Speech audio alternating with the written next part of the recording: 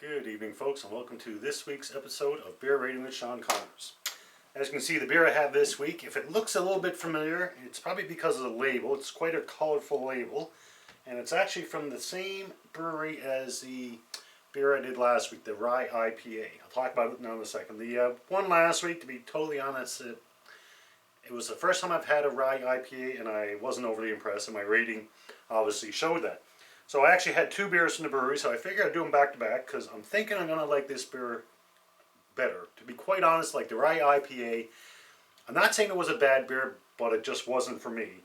And this one is actually a blonde ale, which I know from previous blonde ales that I've had that I don't mind them. I like them quite a bit, so I'm hoping actually this one will be a lot better than my experience last week with this brewery.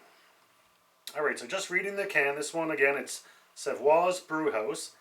They're calling it the Island Lake Blonde.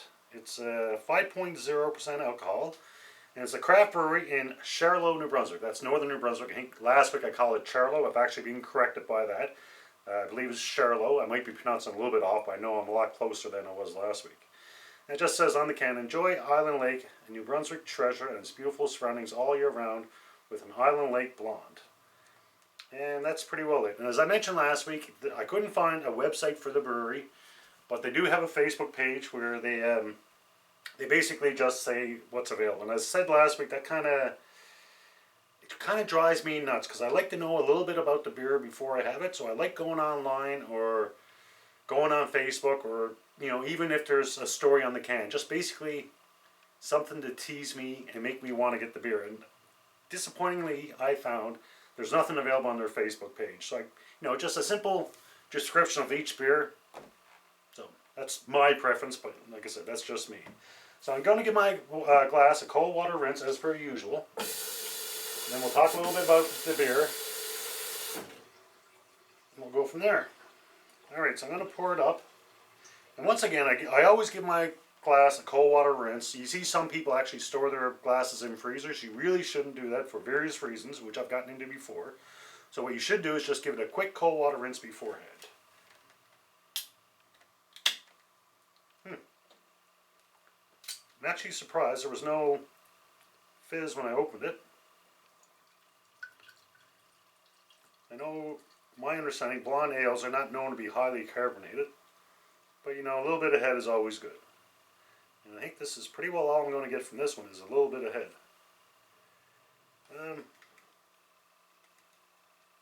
A nice golden color, which to be expected. Actually, blonde ales, they also go by the name golden ales or summer ale. So if you ever see a summer ale or golden ale, basically it's a blonde ale. So it's a golden color.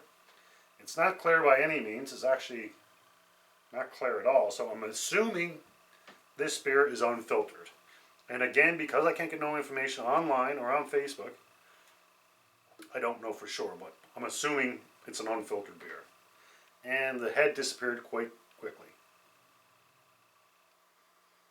Not a lot of aroma.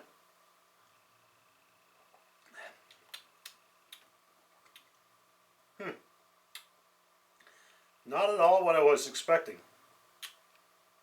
This actually, to me, it almost tastes like a sour, which isn't a bad thing by any means, but it wasn't at all what I was expecting. This really got me perplexed, because if you look at the can, they even show the beer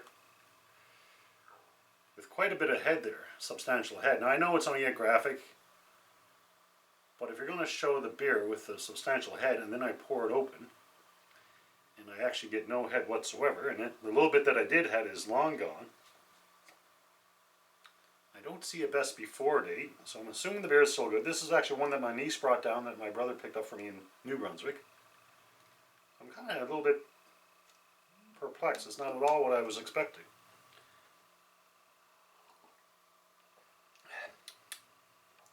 To me, it really tastes like a sour. I'm curious if anybody's up in the northern New Brunswick area, or I guess anywhere in New Brunswick, pick one up and let me know what you think. And as I said, the brewery is a Savoie Brewhouse. It's 5.0% alcohol. They call it a blonde ale, or like I said, also a golden summer ale. And that's pretty well, they call it a catch-all phrase, because it actually encompasses a lot of beer, as well as cream ales and cloches are all considered blondes. They say generally blonde ales are crisp, dry, sweet in a malty kind of way, and you also a lot of times you'll get a perfumey taste or flavor. You consider it a fairly easy drinking beer. Normally the alcohol content is between 4.5 and 5.5, so this is right smack dab in the middle. And where they say they're crisp, easy drinking beers, they say they actually pair well with delicate white fish and poultry, generally without heavy sauces. So it's not a heavy beer. Again, it's not at all what I was expecting.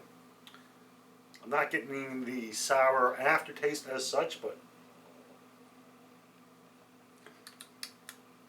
if I was given this without knowing what it was, I think I would automatically assume it's a sour. So that's interesting. It almost got me thinking, like I said, I didn't get any carbonization, or virtually no carbonization, a sour taste, and it's pretty cloudy. If I didn't know any better, I'd almost think that the beer was a little bit off, but not in a bad way. But it's with the lack of carbonization, the cloudiness of the beer and the flavor, it kind of makes me wonder. But I'm not finding it too bad. I'm definitely finding it better than the IPA I had last week. As I said, it's a blonde ale, and in case you're wondering, you hear the terms ale and lagers. And I had somebody recently ask me, what exactly is the difference between an ale and lager? In general terms, and really general, a beer can be described as either a lager or an ale. Now, nowadays, there's a little bit more to it, but that's really generalization. With your IPAs, you're actually obviously blonde ales, Indian pale ales. A stout is actually an ale. Wheats, browns are all considered ales. Lagers, on the other hand, you're looking at your typical Pilsner, Oktoberfest beer, or even a Bock. The difference between the two all comes down to the yeast that's used. Basically, you have yeast that use for, or specific yeast that use for ales, and specific yeast that use for lagers. And you might hear the term yeast on top and yeast on bottom. And basically, an ale, the yeast, they do their work on the top of the beer. And that's during the fermentation process, whereby lagers, the yeast actually does its work from the bottom of the beer. And as a general rules, and once again, this is really general. On a general note, ales are normally a little bit fruitier. The fermentation is actually in a warm environment, and they say between 15 and 24 degrees in that area. It's actually, they ferment fairly quickly. You're talking about anywhere from 2 to 7 days. And they say generally ales are more complex. Basically, you're going to get a lot more flavor type of thing. And interesting enough, the word ale, you think of ale, for me, I think of Old England type of thing, where the actual word ale comes from the Dutch word ol, so I believe it's oil or something like that. Now lagers, as I said, the yeast does its work on the bottom of the beer. Lagers are, for North American, your typical mass breweries, your Labatt's, your Coors, your Budweiser, that's your typical lager. And generally lagers, they say, are clean and crisp. And the fermentation is actually a little bit colder than it is for lagers. It's normally 7 to 13 days as opposed to, cold fermentation is 7 to 13 degrees as opposed to the ales, which go 15 to 24. And lagers are actually fairly new compared to ales. I mean, ales have been around for centuries, or lagers, I think it's probably the 1800s that lagers came by. The fermentation is normally about 5 to 10 days, so it actually takes a little bit longer. And generally, when the fermentation is finished, they have to be stored. And that's where the term lager comes from. It's actually a German word, basically means to store. So basically, the beers would be lagered afterwards once a fermentation, just a little bit of an aging process. So there you go. And back in Old England, like I said, I think of ales, the Old England, I think of England. And actually ales, it's kind of funny because years ago in England, when the lagers first started, the English called them basically beer. And nowadays it's ale, lagers, but back in Old England beforehand, it was a little bit more complex. They had 3 types of beverages. They had their ales, which were basically, back then, they didn't even use hops. It was normally spices and whatnot. After a while, they started using hops because basically other areas of Europe were using hops, and the English finally realized that using hops, it gave it a bitterness, but it also improved the longevity of the beer. It actually helped to preserve it. So back in Old England, you actually had ales and porters and beer. So ales were basically their regular drink. Your porters were their strong, darker drinks. And the beer, what they call beer, is what we now consider lagers. And that was the other European beers. The beers coming out of Belgium, Czechoslovakia, Germany. So they just considered them beers. So there you go, a little bit of useless knowledge to pass on. Alright, to give my rating for this one, as I said, it's not at all what I was expecting, but it's not a bad beer. Wow. The more I drink it, the more I think to me it tastes like a sour, not at all like blonde ale. But I do like it.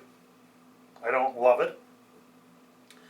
But I think I'm comfortable giving this one. And once again, just to quickly recap my ratings. 1 is I'm not going to finish it, don't like it. A 2 is I don't like it, but I'll finish it. I'm not going to waste a beer. A 3 is a good beer. A 4 is a very good beer. And a 5 is the best beer I ever had. And this one, I like a lot more than I did last week. For me, and once again, these ratings are just my personal preference. I'm basically, your typical North American that grew up drinking, your typical Coors, your Labatt's, your Molson products, your mass beers. And, through the years, I actually developed a taste for different types of beers, and it grew into what I'm doing today. So I love experimenting with beers. For this one, to give a rating, I'm leaning towards a 3 and a 3.5. I don't love it. I do like it.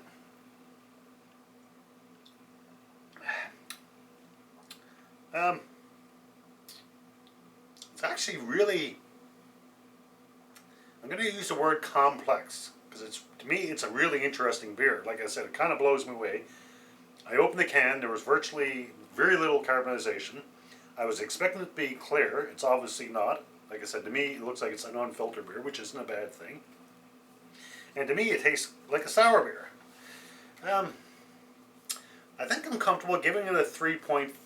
I definitely wouldn't mind a few more of these. If I can get my hands on them down the road, I'll definitely sit back and enjoy a couple of them. I could easily drink a couple of these without problems. So I think I'm comfortable giving it a 3.5. So that's between good beer and a very good beer. So it's not a bad beer. It's a lot better than the rye IPA I tried from these guys last week. But once again, if you like IPAs, pick one up. Let me know what you think, because it's my personal preference. But this one, I think I'm comfortable giving it a 3.5. So there you go, folks. That's my rating for Savoie's Brewhouse Island Lake Blonde out of Charlo, New Brunswick. I think I'm really, really comfortable giving it a 3.5. So there you go, folks. Until next beer, as always, enjoy responsibly. Cheers.